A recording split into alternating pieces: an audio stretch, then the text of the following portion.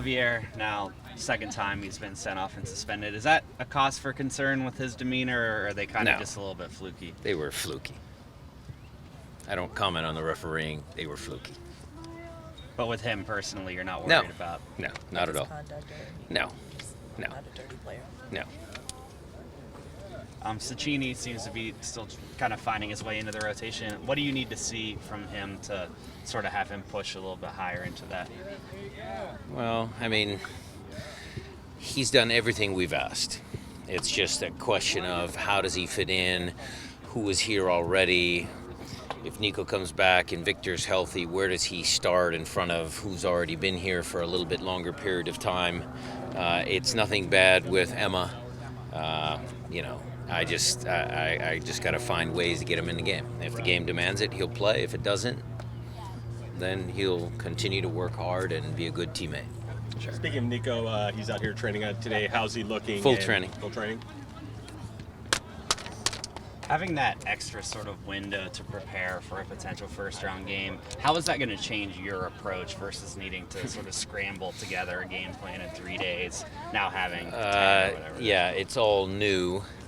But look, we're gonna miss 8, 9, 10 players from that group during that week, that window. So preparation still might be a scramble. They'll all come back on Wednesday, and we'll have 3 or 4 days to prepare. I guess even more in the coaches' room when you guys start to kind of look at the other team and try to figure out a game plan strategy. That will be helpful? Yes, that will be helpful. That amount of time, yes. But the other side of that, Matt, is we've played everybody in the league. We've played everybody in the Western Conference. Well, I better make sure. Have we played all of the East Coast teams this year? We did, I think. Yeah, everybody. So we've played everybody once and Western Conference opponents twice. So we kind of know everybody. But yes, the additional extra time certainly allows you to dig into more of the details of what your game plan might be. And then again, a lot of our guys will be gone. So how do you implement those details in 3 days? That'll be the trick. Sure. For this Sunday with Arriaga out, is it as easy as Roman just sliding in there? Or how do you thoughts on him? Could be. Roman's certainly a viable option. Gustav's played center back. So We having Roman back, how has he looked in terms of fitness and just ready to go good. again? He's ready to go. He thinks he's ready to go. Have you guys assessed him individually a little bit hard since he hasn't been here that long? I think he's working over there with Jimmy now. You played Minnesota obviously earlier this year, but this is a different dynamic. Last game of the season, Ozzie coming back. So just how are these games going to differ? I'll address Ozzie first because, look, Ozzie was a massive part of this franchise for many years, and we certainly miss him. But we got to see him in a different uniform in Minnesota, so the shock is not quite as much, maybe perhaps, as some of the fans, our fans, seeing him walk out as the captain of Minnesota. So it will be an emotional day. And so that little kind of side note is important. It's important to acknowledge Ozzie and what he's done, but our focus is going to be absolutely positively on the game. Decision day is a great thing. I love it. I love it. And it's going to come down to the wire for a couple of teams, or 4 teams to get 2 spots. So it's going to be a tight game. Last year we came back and beat San Jose, I believe, 2-1. That put us in a second. Right, Matt? Yeah. That is correct. So, decision day is great. I love it. Sort of related to the Ozzie question, you've talked a lot about controlling tempo this year. How do you think that your team's been able to sort of possess the ball versus your last couple of teams, and how has that impacted how you guys have to go about games? Well, look, this year is a little incomplete, I would say. It's hard for me to judge because, look, we've missed Nico the last 2. Victor's missed large portions of it. We've had internationals. We've had other injuries. Who's been playing centrally. Christian's out wide. Now he's back in the middle. I think it's a little unfair to judge this group as far as other teams are concerned. But we still want to be a possession team. I was telling the coaching staff this morning when we were reviewing the film, it didn't feel like we only had 38% possession against San Jose. It felt like on the bench we had a little bit more. But then when I asked the players this morning in the team film, did you guys feel like you only had 38% possession? They go, yeah, we were defending a lot.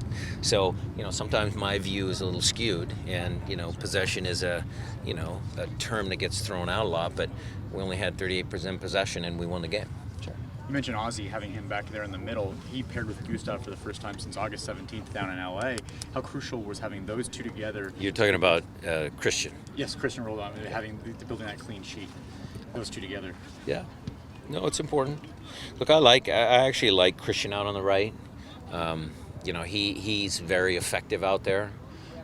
So playing multiple positions is good, but that pair was pretty good for us in large parts of 17, and they'll be fine. How do you go about and prepare whenever a guy that's as important to what you do as Nico Azudero is out? It seems like there's some type of dependency a little bit in his ability to create. Well, we play differently.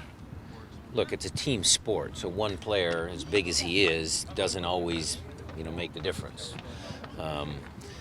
Everybody has to pitch in. Everybody has to do little things, but they don't. We're not going to sit there and say, okay, you have to play like Nico Ladero. We're not going to do that because that would be silly. We want our players that are on the field to play to the best of their potential, and that would give us the best chance of winning. Will Bruin was out here doing a little bit on the side. Just how nice was it to have him out here? Well, a little bit? You should ask him because he was really, really happy. The trainers were trying to stop him from kicking balls all over the place. So it's good to have Will back on the training field, and I know he's very happy. How has he continued to make a difference in the locker room while not being able to join the guys out on the field? Will's a great guy. He's a country boy. Gets along with everybody. He's great. Beyond Midwest guy, I should say. I'll clarify that just in case Will's watching. Beyond the obvious need of a result for positioning wise, how important is it for the team to play well going into the playoffs? That's most important because that again gives us the best chance of winning. This team plays up to their potential. We can compete with any team in the league. Absolutely. How do you approach this next game? Is it a playoff game? Is it a playoff We've mindset? been playing playoff games for the last 5. We started watching, the coaching staff really started watching, standings at least 5 games ago, maybe even sooner now. How much do you care at all about what's going on in the East in terms of CONCACAF, in terms of potential to host MLS Cup? Well, we know that if things go right and we win and somebody loses, we might have a CONCACAF chance, all of those things. We pay attention, but the main focus is to make sure that we win on Sunday. Are you going to be paying attention to results down south? Oh, yeah. I know what game you're talking about. That's going to be a tricky game for both squads because Portland, has had some trials and tribulations, and certainly San Jose is, maybe not playing as well as they had mid-season, but they're a handful. That's going to be a very good game.